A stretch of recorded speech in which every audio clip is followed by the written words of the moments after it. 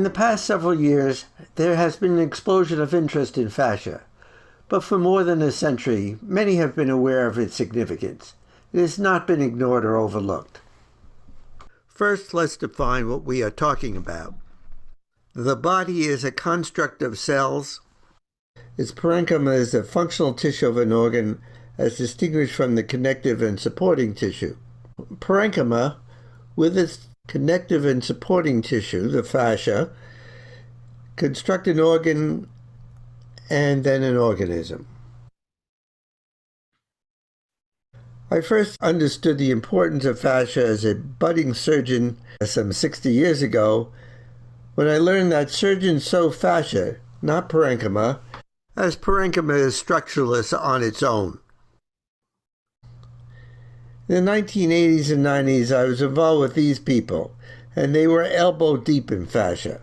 Phil Greenman from Michigan State University College of Osteopathic Medicine, Tony Chia from Ohio University College of Osteopathic Medicine, Paul Kimberly, Professor of Anatomy at Kirksville College of Osteopathic Medicine, Bob Ward, Professor at MSU, and an assortment of hangers-on like John Manel, Janet Travell, Vladimir Yanda, and a few others. Evidently, I gleaned enough from them that they let me into their club, and I taught alongside them at Michigan State University College of Osteopathic Medicine for many years. Osteopathic medicine was founded by A.T. Still, who said things like, fascia is a continuous envelope that extends from head to toe, front to back, surrounding every organ, every blood vessel, every nerve, every bone, every muscle. Fascia is the fabric of an organism, and the parenchyma is embroidered within it. So if we look at an organ like a muscle, and a muscle is an organ, muscle is a condensation of muscle parenchyma woven into the fascial fabric. It is spandex of the fascial fabric. Well, where does the fascia begin? We have to start somewhere, and of course it starts at the cell. Cells connect to each other into the extracellular matrix, the fascia, through the integrin connections, so that the cells are physically connected to each other and to the extracellular matrix. But I don't think we should ignore the fact that there's an intracellular matrix connecting the organelles within the cells, and that the intracellular matrix connects to the extracellular matrix by integrins. So there's a connection from the cell nucleus right to the skin. These connections seem helter-skelter. You are all familiar with the dance of the subcutaneous fascia, so beautifully demonstrated in Gimbarto's films. They appear to be random movements, but they are not. They conform to strict mathematical rules called Voronoi patterns, and this dance is choreographed by the second law of thermodynamics. We believe that the three-dimensional organization of the fascia fabric is a multi-nested tensegrity with its dynamics related to Delaunay patterns, the first cousin to Voronoi patterns. Well, what are little boys made of? Collagen snot, which may appear clear, formless, and absent of any structure, but desiccated and it transmutes into structured matter that is tough as shoe leather. In fact, it is shoe leather. Collagen is readily transmutable, changing from fluid to gel to semi-solid to tough and leathery. Building anything, including organisms, requires architecture and the necessary materials to construct it with. For us, the architecture is tensegrity. In the material world, we are taught that there are three forms of matter: solid, liquid, and gas, each having its distinctive associated mechanical laws, and we're stuck with them. But biologic matter is none of these. Biology is soft matter and comes with its own set of laws. Forget about gas, solids, and liquids and their associated laws. They are not part of the internal workings of an organism. Soft matter is the physics of gels, emulsions, liquid crystals, and biological matter. The display that you are staring at on your computer screen is a liquid crystal display, and things can change in your body as quickly as do the images on your screen. Soft matter is about slime and superballs, and the capability of flipping from one state to the other instantaneously. And contrary to some recent writings, there are no free liquids in the body.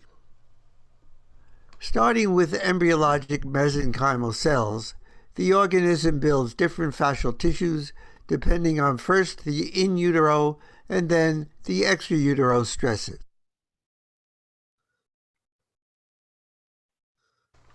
The tissues are self-organizing, have emergent properties, and are transmutable, and this includes all tissues of the locomotor system: ligaments, tendons, muscles, and bone. Decalcify bone, and you have a fascial net. Within that net are the osteocytes and their connecting fascia. We therefore have parenchyma and an extracellular matrix. Put them together and you have an organ.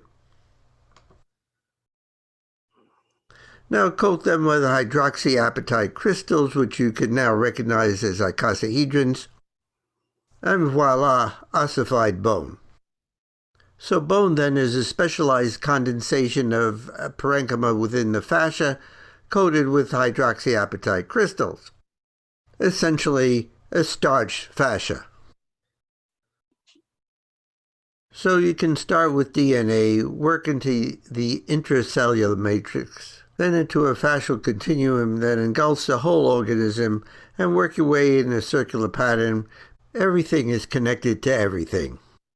The new in thing, that fascia is a sensory organ, is really an old new thing, as A.T. Still described fascia as a sensory organ over 100 years ago. As Still wrote in 1899, all nerves go to and terminate in that great system, the fascia. But I would add that it's more than just the nerves ending in the fascia. Fascia is a great communicator, and it does so by several means. By physical connection of cell to cell and cell to extracellular matrix, information is physically transferred through the entire fascial system. It does this by talking to each of its neighbors and small world networking, the way schools of fish, flocks of birds, and even your computer communicate. The central nervous system may be left out of the discussion, at least in the early stages. Some of the communication may be quite local, as shown here in the tendons, or more accurately, the muscles of the fingers, showing that they talk to each other without having to bother with the slow and cumbersome central nervous system. And now we come to one of my favorites, oscillators. Tight strings, springs, and tensegrities are oscillators. And oscillations create phase change, sound, electromagnetic forces, heat, energy transfer, pressure, and information. The cells feel, see, hear, smell, and taste each other. If there is any division in the system, it would be between the visceral fascia and what Van der Waal calls posture and locomotor system. If you take the fascia that's concerned with posture and movement and combine them with their contiguous organs of muscle and bone, you get Van der Waal's posture and locomotor system and what Graham and I have called the mesokinetic organ. Let's go back to an earlier slide, the one that defined an organ. Now let's remove the parenchymal cells, and what are we left with? It is here where my cloth analogy unravels. We are left with the fascial net, but that is really an illusion. You may recall this earlier slide where fascial tissues arose from undifferentiated mesenchymal cells. It is the cells that create the fascia, not the fascia creating the cells. Fascia without its parenchyma would be like a spider web without its spider. I am a Jew, and like Shakespeare's Jew who could not separate flesh and blood, I cannot separate fascia from its muscle and bone. The parenchyma and its fascia are an inseparable unit. There is no separate fascia. Functionally, it is an integral part of an organ and only exists as part of its organ. That would make any therapy solely directed to the treatment of fascial malfunction a bit of wishful thinking. I'll leave you with this final quote from Andrew Taylor Still. Fascial continuity, its nervous system investments, and vascular relationships clearly demonstrate how all parts work together. The human body is a unity of function. So why the fuss over fascia? Ezekiel saw the wheel. He saw that wheel way in the middle of the air. Ezekiel saw the wheel. Oh, whoa, whoa, whoa. In the middle of the